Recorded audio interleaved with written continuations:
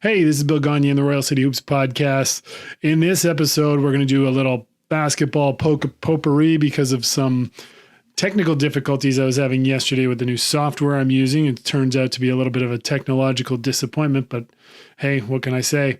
We're here, and we're going to talk about who cares about the MVP race, the NBA trade deadline, a little bit of chatter there, and review Rockets Nets after about 2 weeks. So let's talk first about, do you care about the MVP race? Does it really even matter? And I was just looking this up because a lot of the podcasts I've been listening to, Woj, Hoop Collective, Zach Lowe, they're talking about who's up front, like what's happening. Tim Bontemps going over this. So was Tim McMahon. And just kind of like, we're a quarter of the way, a third of the way through the season. Does anybody really care? Does it really matter? We know from what people say that the narrative right now is what matters, because now if you're in the lead now and people are talking you up, this is what's going to play out later on. Now, do I really care about the MVP? No. So I looked up a little stat about the correlation between winning the MVP and winning the championship in the same year. So there are 4 players in the last 20 years who have won the MVP. No, not 4 players, 4 times that the MVP has been of the same year that they won the championship. 2 of those were LeBron James with Miami. 1 was Steph Curry in Golden State. Remember, they did not win the year that they had that 70-some win team. And Tim Duncan. And that's it. Nobody else won. 20 years. So being the MVP doesn't correlate to winning rings. So do you really care? Is this just something that's part of your conversation about, well, he's really good, he's won this many MVPs? Is it a validation? I mean, KG won MVP when he was with the Timberwolves, but he didn't win a ring till he was with the Celtics. So do those things match up for you? I think they're a sign you're a great player. I mean, Westbrook, that year he had the triple-double one, but his team wasn't very good. Giannis has won the last 2. Harden's got 1. I mean, all the legends have them, but that doesn't mean the year they were MVP that they won. Kobe won. He didn't win it the year he won MVP. Larry Bird won 3. 2 of those, he won the championship. So is it a really great correlation, or is it just an award for award's sake? I mean, we still have the discussion, is it the best player or is it the most valuable player to his team? Blah, blah, blah. It's just a dialogue. It's a talking point for these shows for people to debate and argue about. I mean, I'm doing it right here. Some people are interested, some are not. I do not personally care about the MVP race. I care about good basketball and winning. And we'll do an episode later on the rings, no rings debate on, doing all no rings team. But I really just care about good basketball in the end. What do you think? Do you care about the MVP? Do you not care about the MVP? Who cares? If you enjoy this podcast, please give me a thumbs up and a subscription. I'd be much appreciated. Just help my self-esteem because, we all need a little bit these days. And I think I've said that before. Let's move on to the trade deadline. Now, I saw, you're hearing a lot of trade talk. Most of it is centering around Lonzo Ball and JJ Redick and Bradley Beal. We're seeing that Derrick Rose either has or is about to be traded to the Knicks for Dennis Smith Jr. The Pistons are awful. They are not getting any better anytime soon, other than the season that Jeremy Grant's having, and he's been a bit of a revelation. I don't think anybody thought that he would be coming out and having the season that he is. And if you want to know more, Zach Lowe did a podcast with him recently that was actually really interesting. So maybe you want to check that out. Lonzo Ball, are you trading for Lonzo Ball? Is he washed? Is he at his ceiling? Do you feel he's going to get better? And what are you offering for him? Are you offering a first-round pick? Not a lot of teams have him. And is Lonzo Ball the player you want to be shipping it out for? Probably not. JJ Redick certainly has value, but to what team? Certainly he has stated that he wants to be in Philadelphia, Boston, New York, or Brooklyn. Sorry, I was about to call them New Jersey. I guess I still do that sometimes. However, The Nets don't need him. They need defense. We'll talk about that in a little bit. The Celtics probably don't need him. He doesn't fit what they are doing.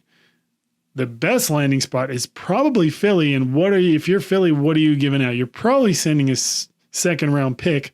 JJ makes $13 million. And he did have some great years. He's got great synergy with Joel Embiid. He knows that roster. He knows that organization. That seems like a relatively good fit. He is also a candidate for a buyout, because if you're not going to get a good asset back, just buy him out. If the teams know you're desperate to unload, they're not going to offer you anything good. Get what you can or just buy him out. Andre Drummond, another player on a big deal, expiring $28 million.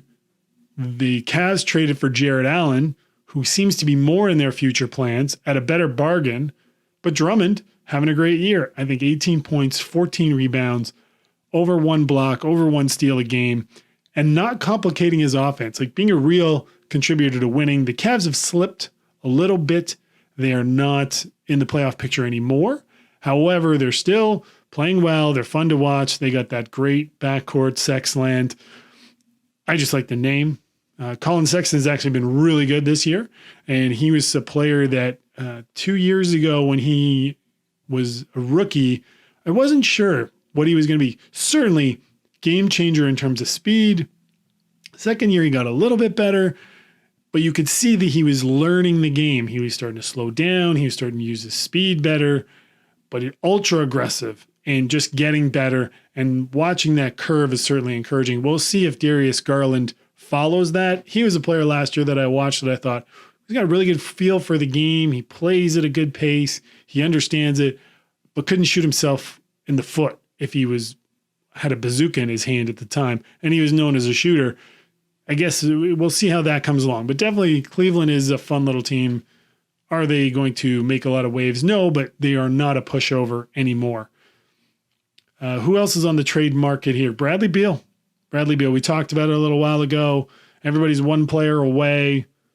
What team is really in a position to trade for Bradley Beal? And given the ransom that teams have been able to get for, say, Drew Holiday, what are you going to give up to get him? Is he? I would rather have him than James Harden, because he's younger, he defends, he's just a better all-around impact on your team. But that's me. Now, let's get to the chit-chatter about the Nets and the Rockets since the trade. So there's a post that came out 7 days ago, and it said, since the trade, 9 games, the Rockets had the number 1 defense in the NBA since the trade. That's not overall, just since the trade. So in those 9 games, they had the number 1 defense. In those 9 games, the Nets had the last place defense. They also had the number 1 offense, sure, but they had the last place defense. So take from that what you will. The Nets are going to have problems stopping people. They have certainly showed an aptitude to score multiple 100 games with 140 points. They lost one of those games to Cleveland, the aforementioned Cleveland, in double OT, I believe. And that's going to be a problem all season.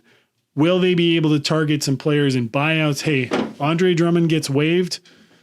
You better believe that they are coming for him as part of the buyout market. That's my dog trying to get in here. So it's going to be interesting for them what they can cobble together in the buyout market. They will not be the only team looking at strong players in the buyout market. I don't know that we're going to see a lot of player movement going forward. Definitely the Nets need defense. The Rockets have shown to be actually pretty interesting. I have yet to get a chance to see them play, although I've heard a lot of chatter that their roster is coming together. There's more synergy. They're playing well. There's more sharing. Surprise.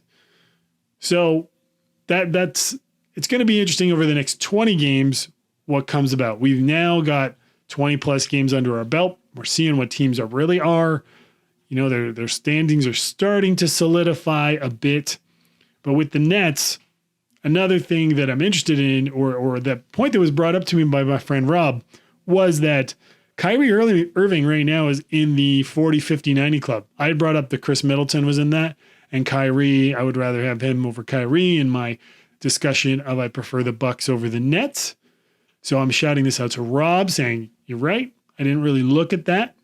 Still, I'm picking the Bucks over the Nets because the Bucks can actually stop their own shadow.